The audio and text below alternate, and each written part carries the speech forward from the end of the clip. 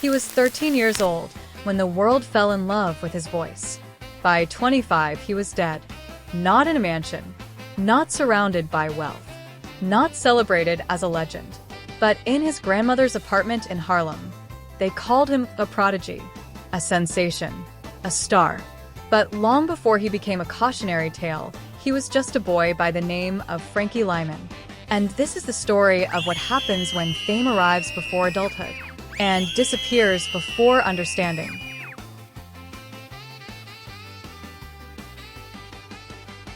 Before the record deals, before the screaming crowds, before the contracts and the confusion, there was Harlem.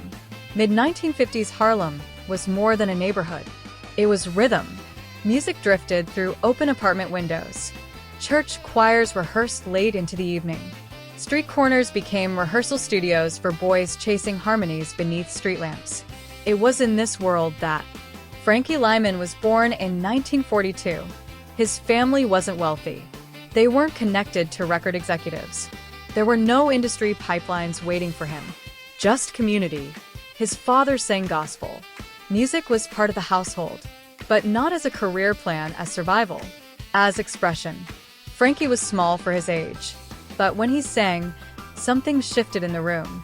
His voice wasn't trained. It wasn't polished by expensive studios. It was raw, high, clear. There was innocence in it, but also urgency. And in 1950s America, a voice like that didn't just sound youthful. It sounded hopeful. Like many boys in Harlem, Frankie joined a neighborhood vocal group. They practiced wherever they could, hallways, schoolyards, stoops. That group would later become known as the Teenagers. They weren't thinking about chart positions. They were thinking about getting noticed. They rehearsed endlessly, layering harmonies, perfecting timing, chasing a sound that felt bigger than the blocks they stood on. And slowly, word began to spread. There was a kid in the group, a small one, with a voice that didn't match his size. People began gathering just to hear him hit certain notes. At 13 years old, Frankie Lymon wasn't planning legacy. He was trying to belong. But talent has a way of pulling attention. And attention in the music business rarely arrives alone. It brings opportunity. It brings contracts. It brings adults with promises. But in 1955, none of that had happened yet. In 1955, he was just a boy on a Harlem corner, singing beneath streetlights, unaware that within a year, his voice would leave those streets and echo across America. And once it did, there would be no returning to the simplicity of those corners again.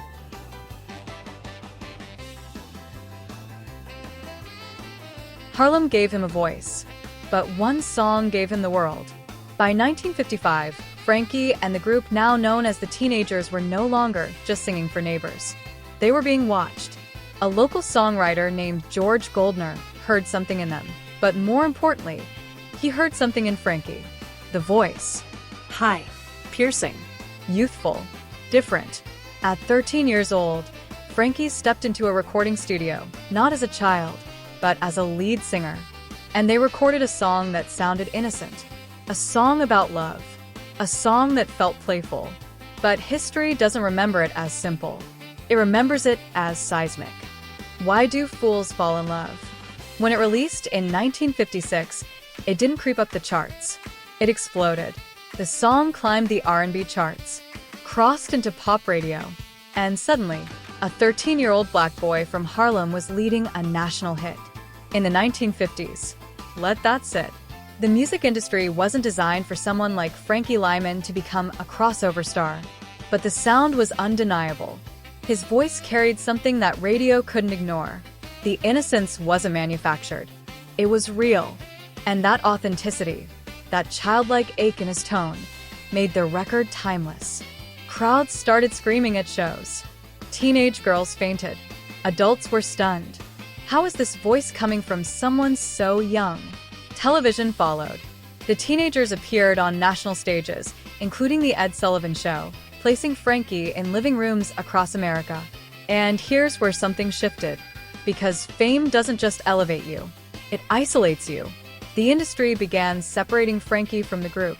Promoters marketed him. Record labels centered him. the narrative subtly changed from the teenagers to Frankie Lymon and the teenagers. That shift may seem small, but in music history, that's the beginning of fracture. At 13, Frankie wasn't negotiating contracts. He wasn't studying royalties. He wasn't protecting intellectual property. Adults were. And when money enters a room full of ambition, loyalty becomes negotiable. Behind the scenes, questions began forming. Who really wrote the song? Who owned it? Who would get paid and who wouldn't? But the public didn't see contracts. They saw charm. They saw a baby-faced star in a suit, smiling under stage lights. What they didn't see was the machinery moving around him. And machinery doesn't care about childhood. As the tours intensified, as the money increased, as the pressure mounted, Frankie's life accelerated. Too fast. The transition from street corner to national sensation had taken less than a year. But the emotional cost? That would take much longer to reveal. Because Chapter 2 isn't just about a hit record. It's about the moment a child became a product. And once that transformation happens, there's no undoing it.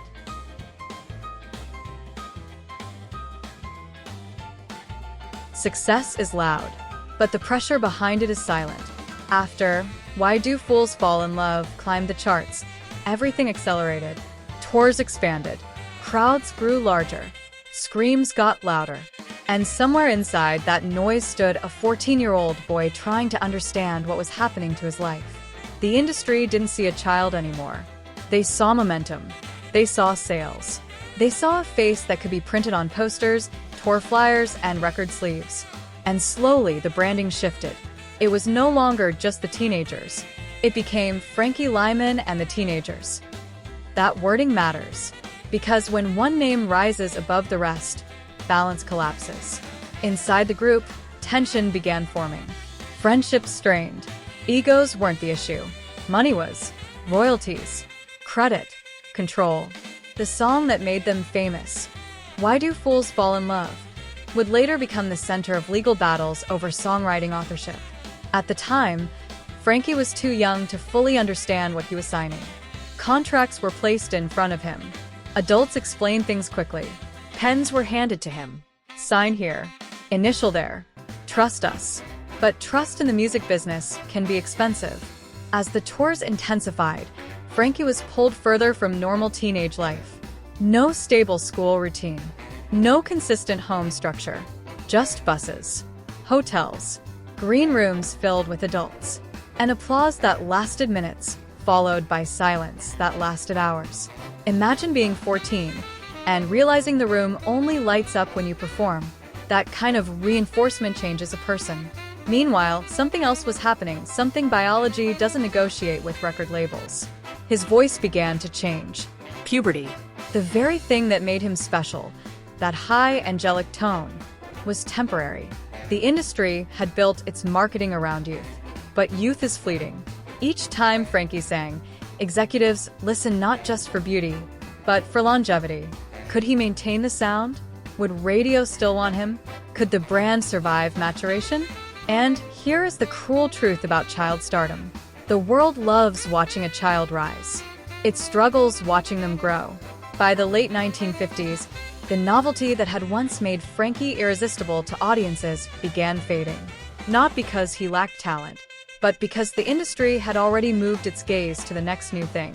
And when attention shifts, isolation begins. The same executives who once prioritized him started hedging their bets. New acts were signed. New voices were promoted. Frankie, still a teenager, began feeling something he wasn't equipped to process. Replacement. The group dynamic deteriorated. Eventually, he was separated from the teenagers for solo opportunities. On paper, that sounded like elevation. In reality, it was exposure. Because now, if anything failed, there was no group to absorb the impact. It would fall on him, alone. He was barely 15. 15, navigating managers, contracts, stage expectations, and a rapidly shifting body. 15, trying to hold onto an identity the industry had constructed for him. 15, learning that applause can disappear faster than it arrives. And here's the haunting part. No one slowed it down. No one paused the machine. No one said, "He's still a child." Instead, the momentum continued until momentum turned into pressure. And pressure, without protection, begins to crack the foundation. Chapter 3 isn't just about business tension. It's about a boy realizing the spotlight isn't warm, it's hot. And if you stand in it too long without shade, you burn.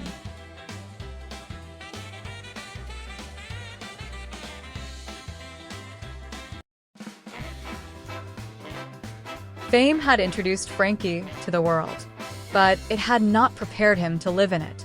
By the time he reached his late teens, the applause that once felt endless had grown quieter. The screaming crowds were no longer automatic. The radio stations that once rushed to play his voice were now rotating newer sounds. Rock and roll was evolving, and so was he, but not at the same speed. For most teenagers, growing up is gradual, awkward, private, protected. For Frankie, it was public. Every vocal change was noticed. Every appearance compared to who he used to be. Every performance measured against a 13-year-old version of himself.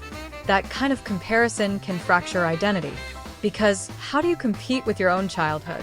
He had been introduced to the world as a symbol of innocence, the smiling boy with the angelic falsetto. But as his voice deepened and his face matured, audiences struggled to reconcile the image they loved with the man he was becoming. And the industry did not slow down to help him transition. There was no long-term artist development plan, no careful rebranding, no patient reinvention. The machine that elevated him had been built around youth, not longevity. And when the novelty faded, the support thinned. Financial instability began creeping in. Despite being part of a massive hit, royalty disputes followed him. Questions surrounding the authorship and ownership of Why Do Fools Fall in Love created confusion and long-term legal battles.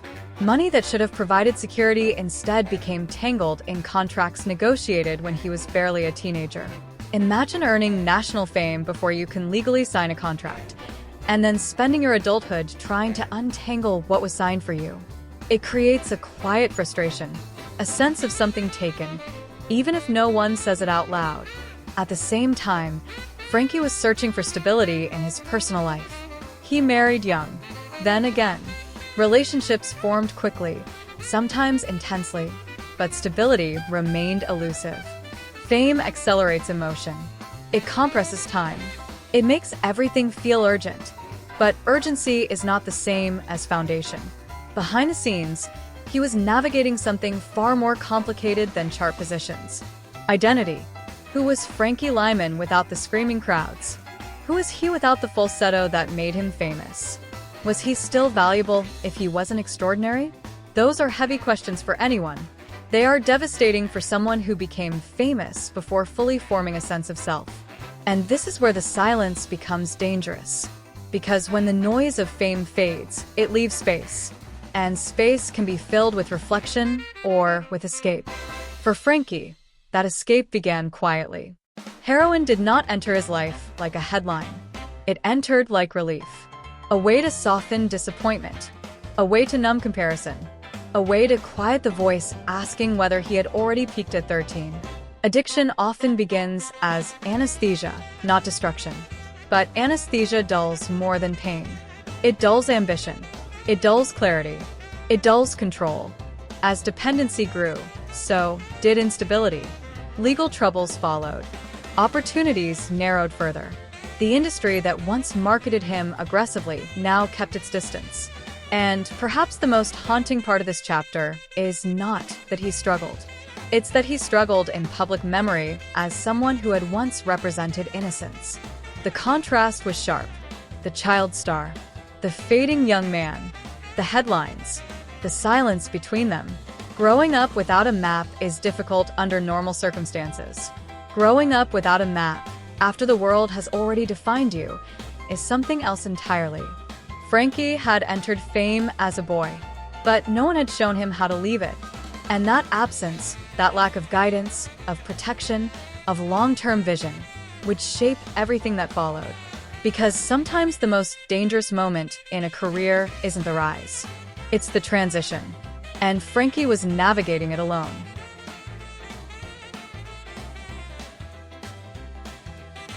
The music industry does not pause. It does not grieve. It does not rewind. It replaces. By the early 1960s, the sound that once made Frankie revolutionary was no longer new. Rock and roll was evolving. Motown was rising. Groups were polished differently. Marketing became sharper. Youth culture shifted. The world that had once revolved around his voice had moved forward. And forward in the music business means one thing: next. The radio stations that once rushed to play "Why Do Fools Fall in Love" began rotating newer acts. Promoters prioritized fresh faces. Record labels redirected budgets toward artists with longer projected shelf lives. Frankie was barely in his 20s, but in industry years he was already considered old news. That's the brutality of early fame. When you peak before you legally become an adult, decline can arrive before you emotionally understand success. He attempted solo releases. He tried to reposition himself, but the public memory of him was frozen in time. A 13-year-old with a high, soaring voice. Audiences often struggle to accept growth from artists they first loved as children. They don't want evolution. They want nostalgia. And nostalgia rarely pays new bills. Financial strain tightened around him. The royalty disputes over "Why Do Fools Fall in Love" did not resolve cleanly. The question of authorship lingered for years. Money that should have represented reward instead represented conflict. Behind the scenes, trust in management eroded. When contracts are signed during childhood, adulthood often becomes an audit. What was fair? What was manipulated? What was misunderstood? But by the time those questions surface, leverage is usually gone. Meanwhile, addiction deepened its hold. Heroin was no longer escape. It was dependence. Legal troubles began appearing. Arrests, court dates, attempts at rehabilitation, efforts to stabilize. There were moments when it seemed possible he might turn it around. Comeback attempts were discussed. Recording sessions were scheduled, but the momentum never sustained. And the industry, always scanning for the next profitable story, did not invest heavily in redemption. Redemption is risky. New talent is safer. The machine that once accelerated his rise now operated at a distance. Not malicious, not dramatic, just indifferent. And indifference can be colder than rejection. Imagine watching the world celebrate new teenage stars, knowing you once held that position, and realizing the spotlight no longer swivels your direction. It creates a unique kind of loneliness. Not obscurity, not anonymity, but partial memory. You are remembered, but not supported. Referenced, but not prioritized. Frankie was not erased. He was archived. And being archived while you are still alive is a strange psychological experience. He performed in smaller venues, nightclubs instead of national television. Audiences who remembered him, but remembered the child version. The applause was different. More nostalgic than electric. More reflective than explosive. The industry had moved on, but he was still here, still breathing, still searching, still carrying the weight of what he had been. And when a system profits from your youth, but invests little in your transition, the fall feels personal, even if it was structural. This is not about a dramatic public collapse. It's about something quieter. The slow realization that the machine that once needed you no longer does. And once that realization sets in, the silence grows heavier. Because fame is loud, but irrelevance is quiet, and quiet can be unbearable. By 1968, Frankie Lymon was 25 years old, an age when many artists are just beginning to discover themselves, an age when careers are launching, not closing. But Frankie had already lived multiple lifetimes inside one decade. He had been a national sensation before high school was finished. He had crossed racial barriers on American radio in the 1950s. He had stood under national television lights while millions watched. And now he was back in Harlem, not as a star, as a young man trying to stabilize. In the months leading up to February 1968, there were signs of hope. He had recently completed a short jail sentence connected to narcotics charges. There were conversations about recording again. There were whispers of a comeback, modest but possible. He was staying with his grandmother. The same neighborhood that had once heard him sing beneath streetlights now held him quietly. There's something poetic about that. And something heavy. On the morning of February 27, 1968, Frankie Lymon was found unresponsive in his grandmother's bathroom. A heroin overdose. No stage lights. No microphones. No screaming crowds. Just silence. The same city that once amplified his voice now held its breath. 25 years old. When news of his death spread, it did not dominate headlines the way his teenage success once had. The industry had already shifted its focus. New stars were rising. The cultural conversation had moved forward. But for those who remembered 1956, for those who remembered the first time they heard that soaring voice, it felt like something fragile had finally broken. His life ended not in spectacle, but in quiet. And maybe that's the most haunting part, the contrast. A child whose voice once echoed across America, gone in a small Harlem bathroom. No encore, no final curtain, just an abrupt ending to a story that had started too loudly and too early. And here is where the tragedy deepens. Frankie did not die as a forgotten figure. He died as someone remembered for who he used to be. That difference matters. Because being remembered for your childhood while struggling in adulthood can create a loneliness that is difficult to describe. He had been celebrated for innocence. But innocence does not protect you from addiction. It does not protect you from contracts. It does not protect you from being unprepared for fame. By the time he was 25, the boy who once represented youthful joy had become a cautionary tale. Not because he lacked talent, not because he lacked opportunity, but because he was introduced to power before he understood its cost. February 27, 1968, was not just the day a singer died. It was the day the first great teenage pop idol became one of the earliest warnings about child stardom in the modern music industry. The Harlem streets that once carried his harmonies carried sirens instead. And somewhere between 13 and 25, between applause and silence, between promise and pressure, a life had burned too fast.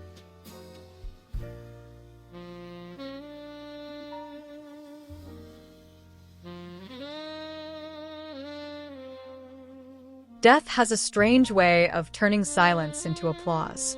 When Frankie Lymon died on February 27, 1968, there were no flashing cameras outside his door. No record executives rushing in. No sold-out marquees glowing his name in neon. The world that once screamed for him had already moved on. But death has a way of forcing people to look back. In the days after his passing, newspapers didn't just report that he died. They remembered who he had been. They remembered the boy with the impossible falsetto. The kid who stepped onto the stage with the teenagers and changed the sound of teenage love forever. Suddenly, the industry that had watched him fade began replaying his early triumphs. And the song, the one that started it all, refused to die. Why Do Fools Fall in Love kept spinning on radios, long after the voice behind it had fallen silent. New generations discovered it without knowing the full story. They heard joy. They heard innocence. They didn't hear the contracts. They didn't hear the court battles. They didn't hear the addiction. They didn't hear the loneliness. After his death, something else returned too: controversy.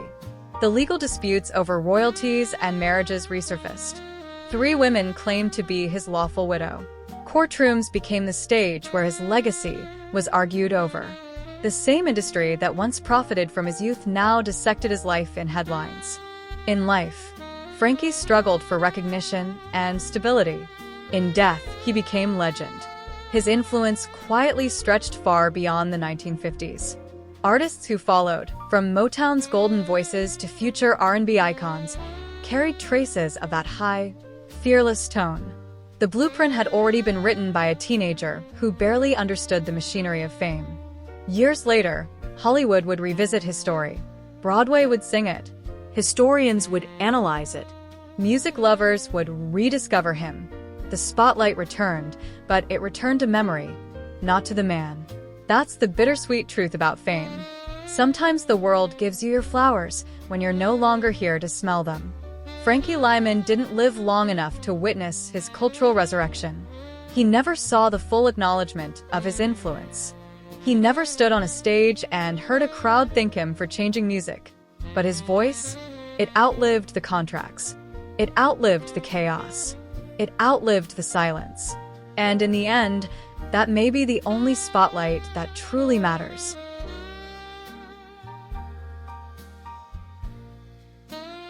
It would be easy to let the tragedy define him. The headlines, the addiction, the lawsuits, the lonely ending. But legacies are not built from endings. They are built from impact. Before the industry complications, before the legal battles, before the collapse, there was a boy from Harlem who stepped to a microphone and reshaped what youth sounded like. When Frankie Lymon sang, it wasn't just a performance, it was possibility. He proved that teenagers weren't just a market, they were a movement. He wasn't an adult singing about young love. He was young love. And that authenticity shifted music forever. With the teenagers, he helped turn doo-wop from neighborhood harmony into national sensation. That energy was high, urgent, pure, and it cracked open the door for generations of young frontmen who would follow. Listen closely across the decades, and you can still hear him.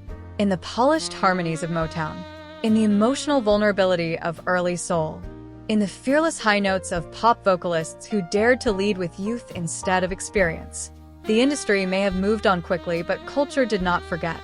Years later, filmmakers and playwrights revisited his story. Musicians covered his songs. Scholars dissected the contracts that failed him. His life became both celebration and cautionary tale, a reminder of how talent can be exploited when youth meets power without protection. But here's what matters. He was not just a warning. He was a pioneer. Frankie Lymon was one of the first true teenage superstars of the modern era. Before the carefully manufactured pop machines, before the social media fame cycles, before the global teen idol phenomenon, there was a kid from Harlem standing under hot stage lights, barely old enough to drive, carrying a sound bigger than his years. His story forces uncomfortable questions about guardianship, contracts, and who truly protects young artists. It exposes the gray areas between talent and ownership, between guidance and control. But beyond those questions stands something unshakable. The music still lives. Why Do Fools Fall in Love continues to echo, covered, replayed, rediscovered. New audiences hear it without knowing the cost behind its creation. And maybe that's the quiet triumph. The art outlasted the chaos. Tragedy may frame the narrative, but it does not erase the contribution. Frankie Lymon's life was short. His fall was public. His struggles were real. Yet his voice, bright, fearless, unforgettable, became part of the foundation of American popular music. Some stars burn out, others become constellations, and long after the headlines faded, his voice remained, proof that even a brief life can leave a permanent imprint. Somewhere in Harlem, in the 1950s, a small boy stood beneath a streetlight, singing with friends. No contracts, no lawsuits, no addiction, just harmony. That voice didn't know it would travel across America. It didn't know it would fade too soon. It didn't know the price of being heard. But we do. And maybe that's why his story still lingers. Because sometimes the most haunting part of fame is how young it begins and how quietly it can end.